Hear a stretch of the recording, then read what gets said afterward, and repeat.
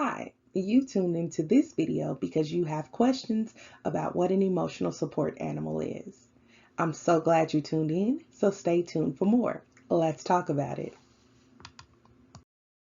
What will this video cover? In this video, we will discuss what is an emotional support animal, the benefits, who qualifies, how to qualify for an emotional support animal letter, what is an ESA assessment, and what's next and how to contact us for more information. What is an emotional support animal? Although all dogs offer an emotional connection with their owner, to legally be considered an emotional support dog, also called an emotional support animal, the pet needs to be prescribed by a licensed mental health professional to a person with a disabling mental illness. A therapist, psychologist, or psychiatrist must determine that the presence of the animal is needed for the mental health of the patient. Emotional support dog versus service dogs. ESAs, or emotional support animals, provide support through companionship and can help ease anxiety, depression, and certain phobias. However, they are not service dogs, and ESA users do not receive the same accommodations as service dog users. A service dog, such as a guide dog or psychiatric service dog, is generally allowed anywhere the public is allowed. ESAs are not. For example, ESAs generally cannot accompany their owners into restaurants or shopping malls. The Americans with Disabilities Act, or ADA, defines service animals as dogs that are individually trained to do work or perform tasks for people with disabilities. The Act clearly states that animals that simply provide emotional comfort do not qualify as service animals. Some state and local laws have a broader definition, so be sure to check with local government agencies to learn if ESAs qualify for public access in your area. Individuals who use ESAs are provided certain accommodations under federal law in the areas of housing and air travel. The Fair Housing Act includes ESAs in its definition of assistance animals. Under the Act, people cannot be discriminated against due to a disability when obtaining housing. Rules such as pet bans or restrictions are waived for people who have a prescription for an ESA, and they cannot be charged a pet deposit for having their ESA live with them. This slide, we're going to view the comparison between service dogs, emotional support dogs, and therapy dogs. A service dog is any dog trained to perform tasks for an individual with a physical or psychiatric disability. Emotional support dogs provide comfort to a person with a mental illness disability. Therapy dogs provide therapy in hospitals, nursing homes, assisted living centers, and schools, etc. Is training required? For service dogs, they must be task trained to mitigate a person's disability. For emotional support dogs, they do not require training. For therapy dogs, they receive training, obedience training, and are selected for their temperaments. Are they allowed in public places? Yes, service dogs are generally allowed in public places through the Americans with Disabilities Act. Emotional support dogs are only allowed in non-pet housing and on airplanes. And for therapy dogs, they are only allowed in public places when invited. What laws pertain to these dogs and their handlers? For service dogs, the ADA, Americans with Disabilities Act, ACAA, Air Carriers Access Act, and FHA, Fair Housing Act, and the EEOC, Equal Employment Opportunity Commission.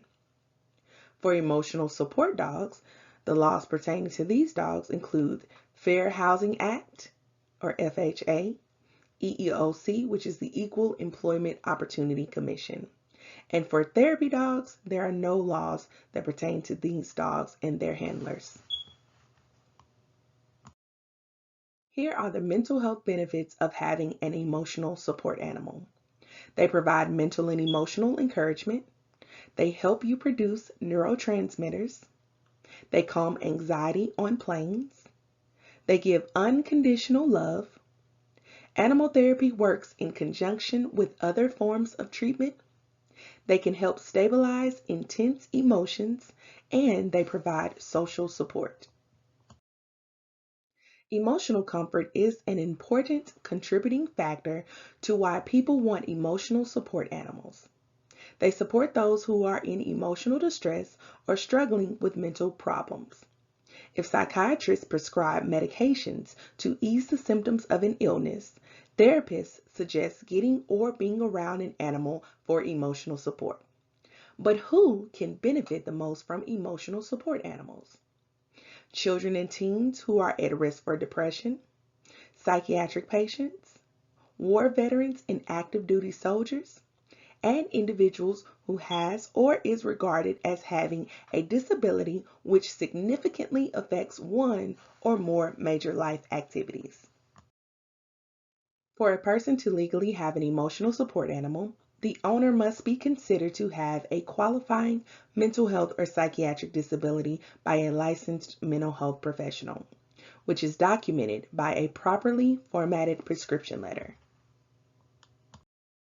Per federal law, the following may assess for and provide ESA letters. That includes psychiatrists, social workers, or other mental health professionals. This essentially means a provider who is assessing or treating the individual and who is able to diagnose, assess for disability, and recommend treatment options for their clients.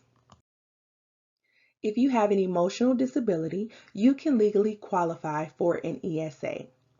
You must be certified as emotionally disabled by a psychologist, therapist, psychiatrist, or other duly licensed and or certified mental health professional. This certification should be a formal and appropriately formatted letter known as an ESA letter. Any other kind of doctor, a cardiologist for instance, does not qualify as a mental health professional because unlike a psychiatrist, other medical doctors are not specialists in mental health. To qualify for an emotional support animal, your ESA letter must be written on the mental health professional's letterhead, include his or her license type, date of the license number, and the state which issued the license. Moreover, it should have the date when it was written. In order to be prescribed an emotional support animal, the person seeking such an animal must have a verifiable disability. To be afforded protection under United States federal law, a person must meet the federal definition of disability and must have a note from a licensed mental health professional stating that the person has that disability and that the emotional support animal provides a benefit for the individual with the disability. At Collaborative Counseling Associates, we offer legitimate mental health assessments in order to determine if clients do in fact meet criteria for a mental health disability or diagnosis, such as anxiety, and would benefit from an ESA. Upon verification through the face-to-face assessment process, if a client qualifies, we will provide a letter stating that fact. Key points to remember. Emotional support dogs are pets and not service dogs. Mental health professionals prescribe emotional support animals under the law.